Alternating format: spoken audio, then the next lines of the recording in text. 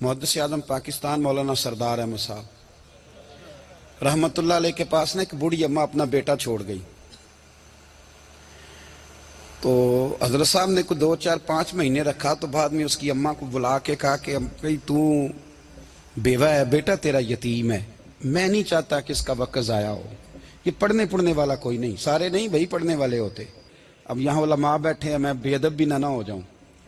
کچھ پورے 8 سال لگا کے بھی آ جاتے ہیں، سند بھی ان کے پاس ہوتی ہے. ناراض نہ ہو جانا، یہ تو سب اچھے لوگ ہیں. سند ہوتی ہے پر پتہ کوئی نہیں ہوتا.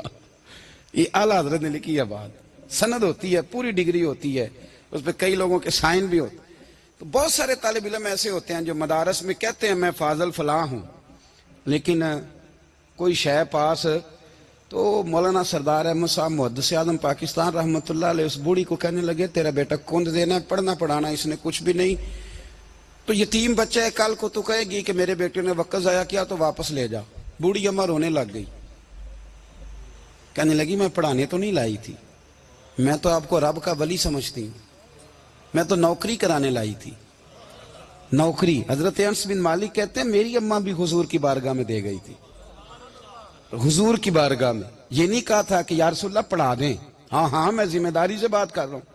یہ نہیں کہا تھا حضور مجاہد بنا دیں. یہ تھوڑی کہا تھا کہ یا رسول اللہ صلی اللہ تعالی علیہ وسلم سے مفسر محدث محقق مفتی بنا دیں.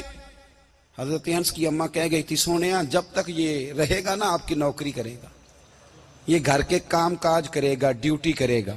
حضور یہ آپ کی نوکری کرے گا. تو میرے محبوب نے پھر دعا کر دی اللہ اسے برکت عطا فرما. تم سمجھتا ہے خدمت والا خالی رہ جاتا ہے؟ جتنا ذائقہ خدمت والے کو ملتا ہے، جو اس کے نصیب میں آتا ہے، وہ کسی کا نصیب کہاں بھائی. حضرت انس کہتے ہیں حضور نے دعا کر دی برکت کی. مجھے تو کھیتی باڑی آتی بھی نہیں تھی، پر لوگوں کے باغ میں سال میں 1 دفعہ پھل لگتا تھا، میرے باغ میں 2 دفعہ لگتا تھا. حضور نے دعا کر دی یا اللہ اسے اولاد دے. فرماتے ہیں میرے بیٹے، میرے پوتے، میرے نواسے، میری بیٹیاں. فرماتے ہیں میں زندہ ہوں اور میری 100 اولادیں موجود ہیں. پریشان ہو گیا 100 سن کے کہ بچے 2 ہی اچھے. 100 اولادیں میری موجود ہیں. حضرت انس بھی مولانا سردار احمد صاحب کے پاس نا چھوڑ گئی بچہ. کہنے لگی حضرت جی میں کو پڑھانے کے لیے تھوڑا چھوڑ گئی ہوں، میں تو اس لیے چھوڑ کے گئی ہوں کہ آپ مہربانی کریں خدمت کرائیں. تو حضرت جی کہنے لگے کوئی ایسا کام ہی نہیں، خدمت والا کیا کراؤں. کہنے لگی پٹھے پوا لیا کرو. جی ہوں لڑ پہ کہنے نے بچے کام کر دیں مدرسے دا. حالانکہ اب کہاں بچے کام کرتے ہیں، اب تو گزر گیا دور، اب تو بچے کام کراتے ہیں. اب بچے بھی ناراض ہو رہے ہیں، گور گور کے دیکھ رہے ہیں. صحیح پہ رہا ہوں آپ کو، بچے کام کراتے ہیں، بچے کہاں کام کرتے. کہنے لگی یہ چارہ ڈالے کرے گا آپ کی بھینسوں کو. تو حضرت نے اس کو کہا کہ بی بی چارہ میری بھینسوں کو ڈالنے کے لیے میں نے بندہ رکھا ہوا ہے، تو جا لے جا. کہنے لگی ہاتھ باندھ کے حضور مہربانی کریں رکھ لیں چارہ ڈالے گا. اور پتر توجہ سے چارہ ڈالنا حضرت کی بھینسوں کو. رونے لگی. حضرت نے رکھ لیا، مہینے کا خرچہ بھی دیتے. شام کو نا وہ سارا دن کام کرتا، شام کو آ کے پیروں میں بھی بیٹھ جاتا. حضرت جی لائیں تیل تھوڑا سا، پیر نہ دبا دوں. 8 سال ساتھ والے پڑھتے رہے، یہ بیچارہ نوکری کرتا رہا. میرا روپ بھی نہیں تے میرا رنگ بھی نہیں، اور مینو یار منان دا ٹنگ بھی نہیں. کبھی کبھی نا حضرت بلال حبشی فارغ ہوتے نا تو نبی پاک کی بارگاہ میں عرض کرتے حضور کوئی کام تو نہیں، سارے ہو گئے، حضور جاؤں ذرا. چلے جاتے. ایک دن سلمان فارسی کہنے لگے یا رسول اللہ یہ بلال کہاں جاتا ہے. فرمایا جا دیکھ کے تو آ. حضرت سلمان واپس آئے تو آ کے رونے لگے.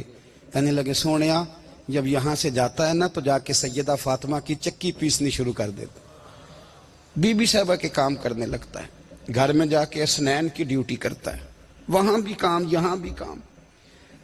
وہ چارہ ڈالتا رہا، اس نے چارہ ڈالا. حضرت محدث اعظم کی بھینسوں کو دستار فضیلت کا وقت آ گیا. سارے پگڑیاں سجا کے آ گئے، آج دستار ہوگی. یہ نہ پیچھے ہو کے بیٹھ گیا، چونکہ پڑھا ہی نہیں تھا. تو دستار کاہے کی؟ دستار تو اس کی جو پڑھے گا. ہم نے تو پڑھا ہی نہیں، ہم نے تو یار پڑھا، گھر پڑھا، ڈیوٹی کری. حضرت محدث اعظم رحمت اللہ علیہ کے ہاں جب اعلان ہونے لگا نا کہ اب دستار ہوگی تو حضرت نے پہلا اعلان اس کا فرمایا. تو مت جان لا بندہ کپڑے بھی کدی کدی بدل دینا. وہ کہتا ہے جس حال میں بھی تھا میں پلٹ کے دیکھنے لگا کہ پڑھا ہے تو ہے کوئی شے نہیں. تو یہ ماجرا کیا ہے؟ پیچھے سے اٹھ کے آئے تو کہتے ہیں باقیوں کی دستار کسی عالم نے کی، کسی صوفی نے کی، لیکن یہ بھینسوں کو چارہ ڈالنے والا جب آیا تو محدث اعظم نے فرمایا پگڑی کے بال کو کوئی ہاتھ نہ لگائے، یہ ساری دستار میں نے کرنی ہے۔ اور فرماتے ہیں حضرت بال بھی دیتے جاتے تھے اور آنسو بھی بہاتے جاتے تھے، ماتھا بھی چومتے تھے، اور فرماتے تھے دستار کے بعد چلا تو نہیں جائے گا یار، مجھے تو عبادت بھی نہیں رہ گئی، مجھے تو چابیوں کو بھی نہیں پتا کون سی کہاں رہتی ہے، جائے گا تو نہیں تو رو پڑا، کہنے لگا سونیا جائے تو وہ جس کے پلے کچھ ہے ہو، آتا جاتا تو ہے کچھ نہیں، مجھے کس نے رکھنا ہے، میں نے کہاں جانا ہے، ادھر کہاں تو ادھر ہی رہوں گا۔ وہ اس طالب علم کے سارے استاد بھائی کہتے ہیں اس نے دستار کرائی، پڑھا پڑھایا کچھ نہیں، پر جو مسئلہ اڑ جاتا تھا نا، وہ جو اڑ جاتا تھا نا، وہ جا کے اس سے پوچھتے تھے تو کتابیں کھولنے کی ضرورت نہیں پڑتی تھی۔